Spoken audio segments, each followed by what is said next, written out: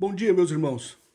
Vamos abrir as nossas Bíblias em João, capítulo 5, do verso 1 até o verso 18. Evangelho segundo São João, capítulo 5, do verso 1 até o verso 18. Diz assim o texto sagrado: Depois disto, havia uma festa entre os judeus e Jesus subiu a Jerusalém. Ora, em Jerusalém há, próximo à porta das ovelhas, um tanque chamado em hebreu Betesda, o qual tem 5 alpendres. Nestes jazia grande multidão de enfermos, cegos, mancos e ressecados, esperando o movimento da água. Porquanto um anjo descia em certo tempo ao tanque e agitava a água, e o primeiro que ali descia, depois do movimento da água, sarava de qualquer enfermidade que tivesse. E estava ali um homem que havia 38 anos, se achava enfermo. E Jesus, vendo este deitado e sabendo que estava neste estado havia muito tempo, disse-lhe: Queres ficar são? O enfermo respondeu-lhe: Senhor, não tenho homem algum que, quando a água é agitada, me ponha no tanque. Mas enquanto eu vou, desce outro antes de mim. Jesus disse-lhe: Levanta-te, toma o teu leito e anda. E logo aquele homem ficou são e tomou o seu leito e andava. E aquele dia era sábado. Então os judeus disseram àquele que tinha sido curado: É sábado, não te é lícito levar o leito. Ele respondeu-lhes: Aquele que me curou, ele próprio disse: Toma o teu leito e anda. Perguntaram-lhe, pois, quem é o homem que te disse: Toma o teu leito e anda? E o que fora curado não sabia quem era, porque Jesus se havia retirado em razão daquele lugar haver grande multidão.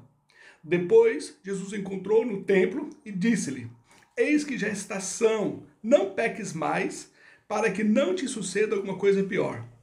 E aquele homem foi e anunciou aos judeus que Jesus era o que o curara.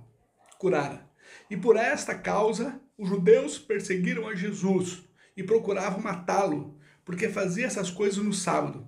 E Jesus lhe respondeu: Meu pai trabalha até agora, e eu trabalho também. Por isso, pois, os judeus ainda mais procuravam matá-lo, porque não só quebrantava o sábado, mas também dizia que Deus era seu próprio pai, fazendo-se igual a Deus. Vamos orar. Ó Deus, nós somos gratos por termos acesso à Tua palavra e através dela conhecermos a Ti e podermos, ó Pai, ser edificados. Para tanto, ó Pai, que eu suplico, que assim como Teu Espírito, ó Pai, que me iluminou para que eu pudesse compreender a Tua palavra, que Ele possa agora me usar para que eu transmita de acordo com o que Tu colocaste no meu coração. Mas eu também suplico para aqueles que estarão ouvindo, ó Pai, que da Tua palavra, que o Senhor, ó Pai, dê o discernimento do Teu Espírito Santo, para que eles possam reter no coração só o que vier da Tua parte. Eu oro ao Senhor, em nome de Jesus Cristo. Amém. Irmãos, nós entendemos que um dos propósitos de Jesus, ele ter se encarnado, ele ter se feito homem e vindo aqui como um de nós, foi para nos ensinar a termos comunhão com Deus, através de sua vida, aprendermos a nos relacionarmos com Deus.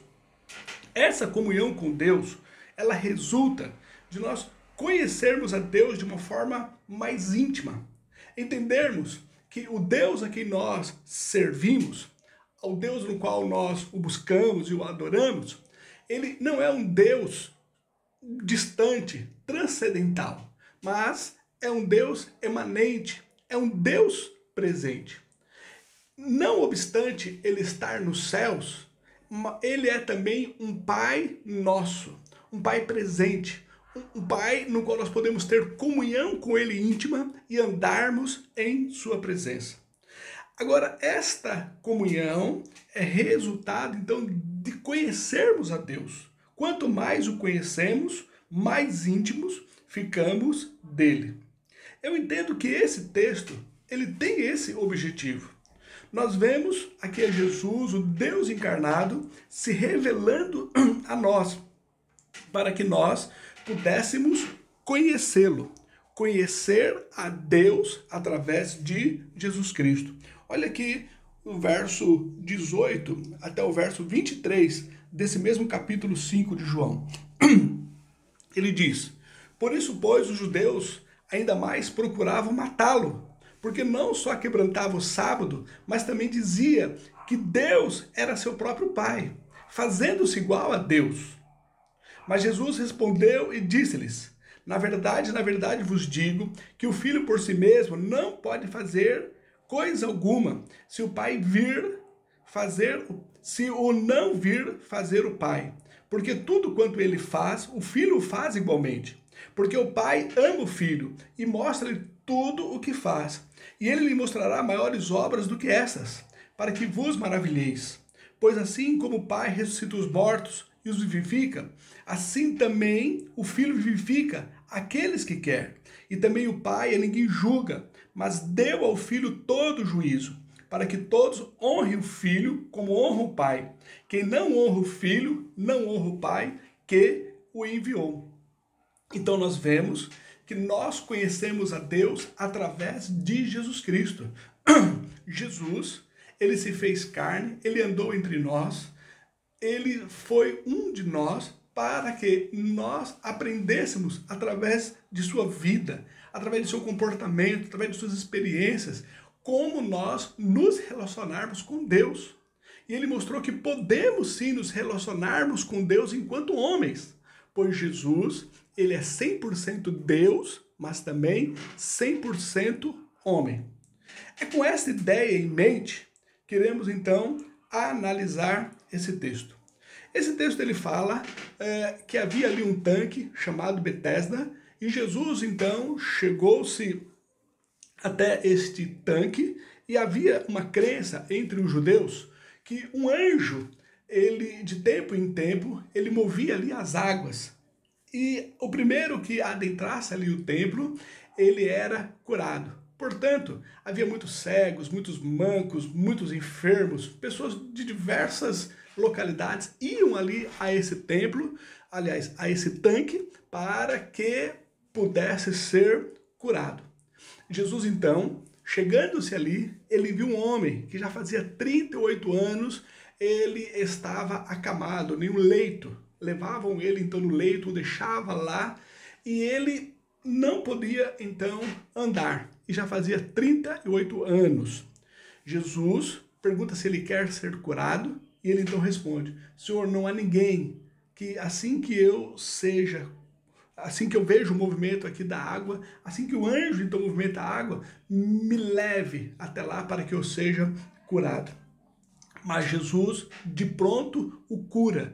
Diz que ele pegasse o seu leito e andasse. Havia muitos enfermos ali. E Jesus, então, por causa dessa multidão, ele vai embora, ele se retira. Esse homem, ele pega ali o seu leito e vai embora, caminha, se distancia ali do tanque. Havia alguns religiosos, judeus, que vendo então esse homem com o seu leito em mãos, o recrimina, visto que era dia de sábado, e não, de acordo com a cultura judaica, eles não podiam trabalhar. E eles viram então, no gesto, na atitude desse homem, de estar carregando ali o seu leito, uma obra, um trabalho que ele estava realizando, e o recrimina. Mas ele diz: olha, aquele que me curou, ele diz, leva o teu leito e anda. Eles perguntaram quem era, mas ele não soube responder. Jesus o encontra no templo e diz para que ele não pecasse mais, para que não ocorresse algo pior. Os judeus ali, sabendo então que era Jesus que o havia curado, eles realmente há ódio no coração deles.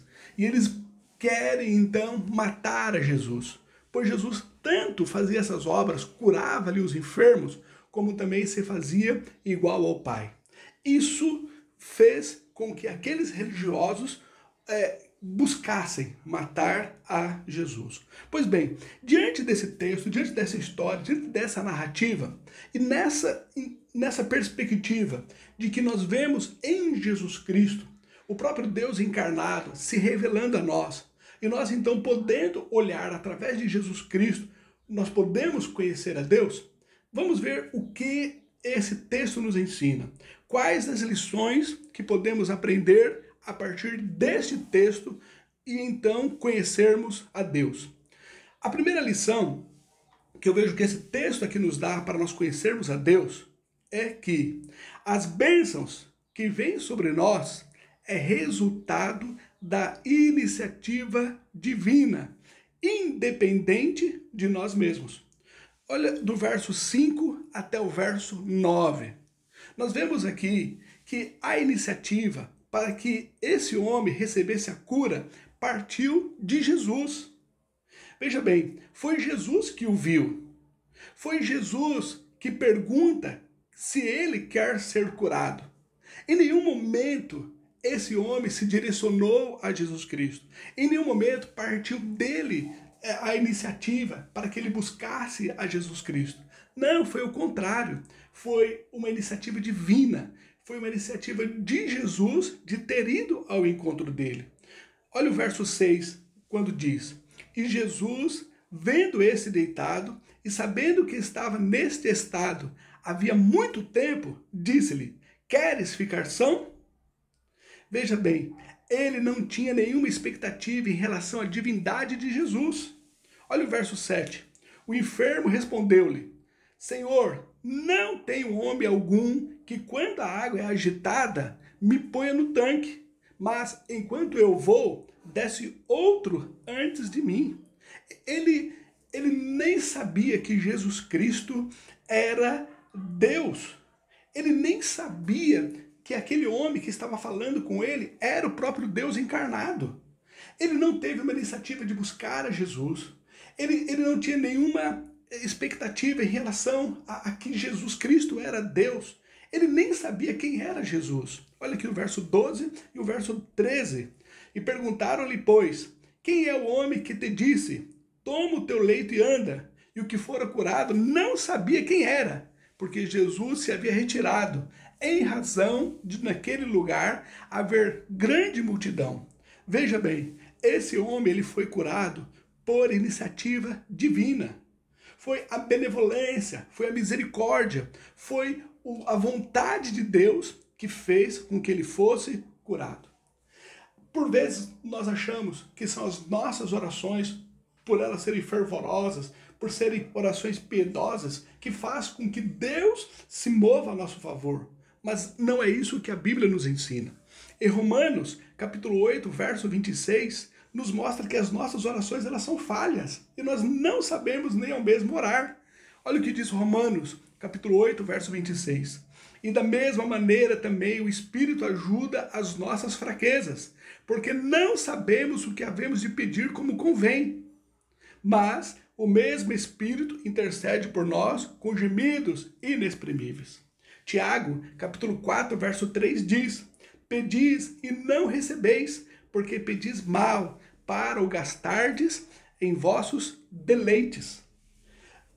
Até mesmo em relação à nossa vida, ao nosso ser, não temos nada de bom para que Deus, olhando para nós, pudesse nos curar, nos abençoar por causa de nós.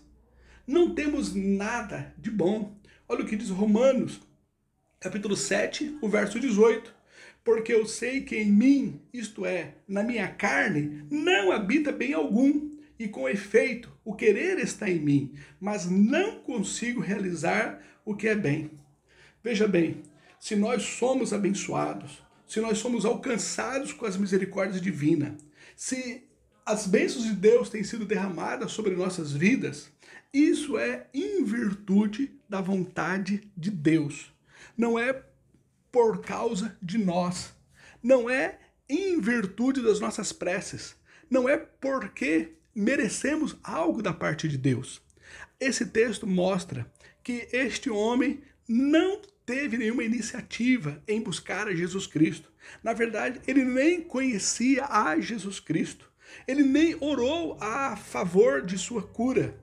Mas ele foi curado por iniciativa divina. Eu entendo que a primeira lição, que a primeira verdade que esse texto nos ensina é que se nós somos abençoados, não é por causa de algum mérito que tenhamos, mas sim por iniciativa divina. A segunda verdade que esse texto nos ensina é que os males que vêm sobre nós é consequência de nossos próprios atos.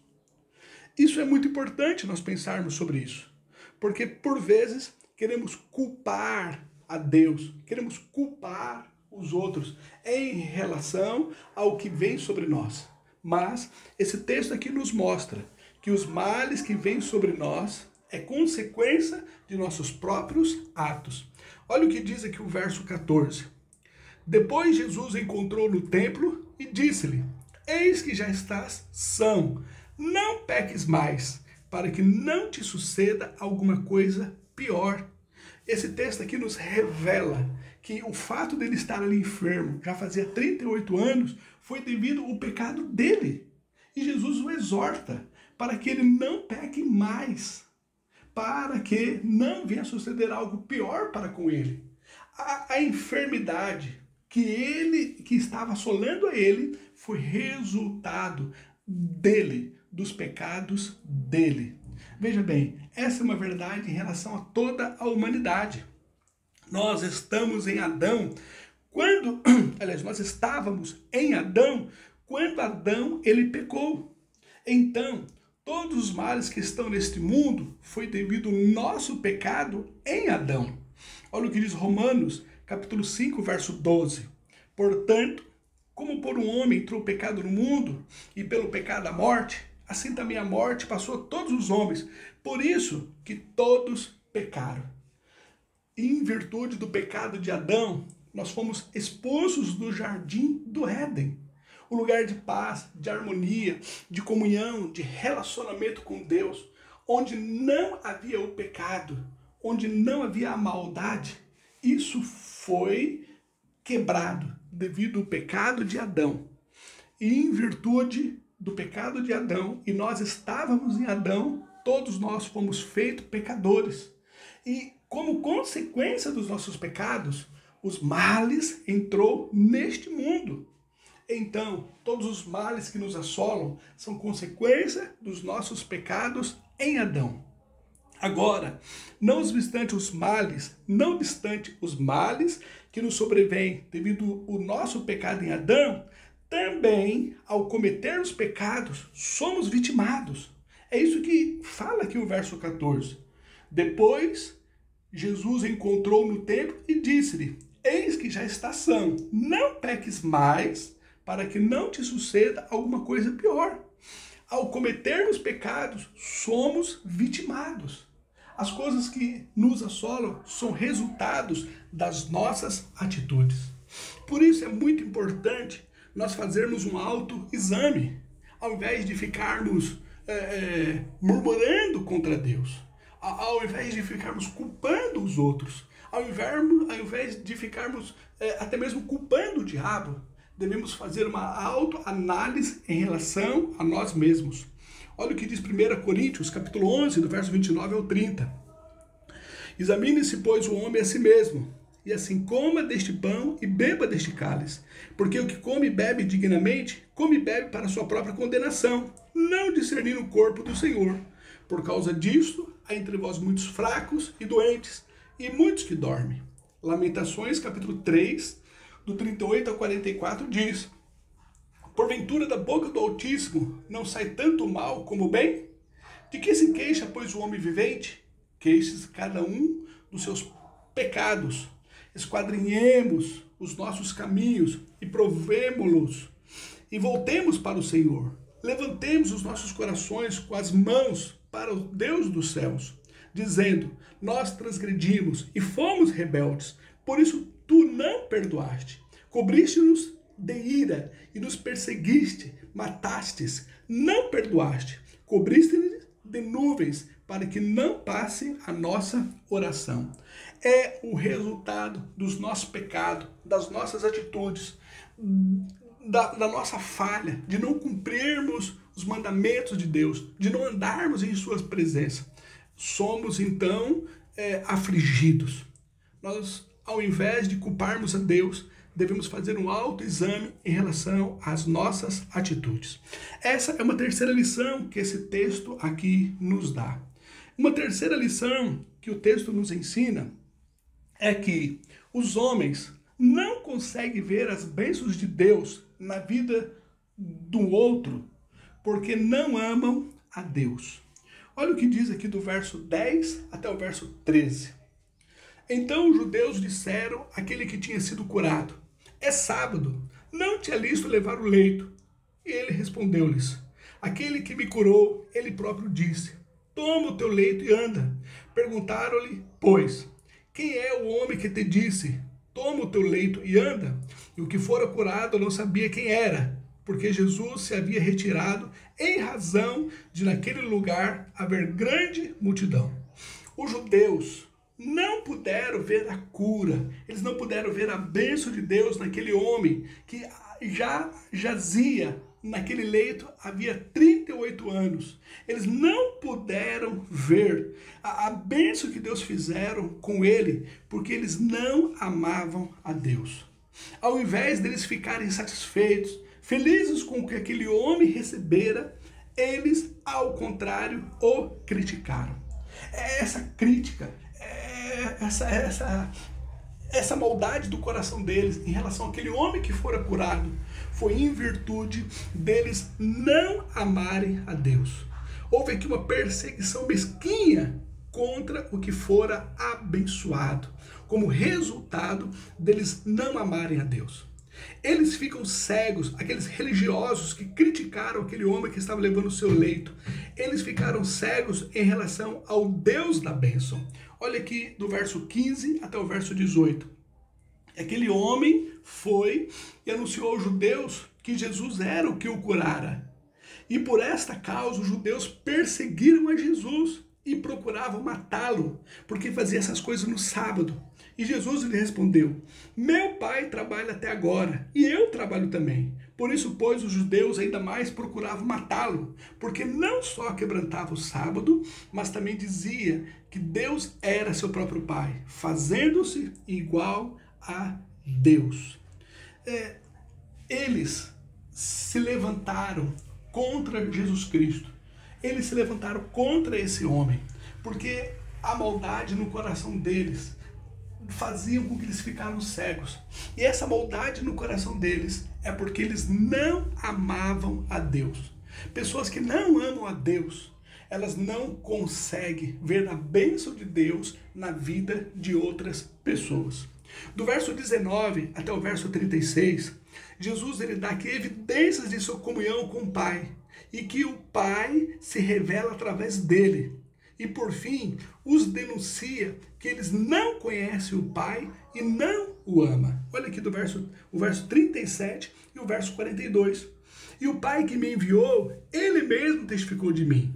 Vós nunca ouvistes a sua voz, nem viste o seu parecer.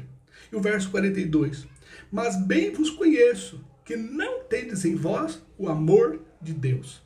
Eles eram religiosos, mas não amavam Deus. O fato de pessoas terem uma religião que são um conjunto de dogmas, mas essa religião ela é somente acadêmica, mas não é caracterizada por andar com Deus, por ter um relacionamento com Deus, uma experiência de mudança de vida, por não serem um compromisso com as Escrituras Sagradas, mostram que, na verdade, eles falam sobre Deus, mas não têm Deus em seus corações. E por eles não terem Deus em seus corações, eles não conseguem amar o próximo.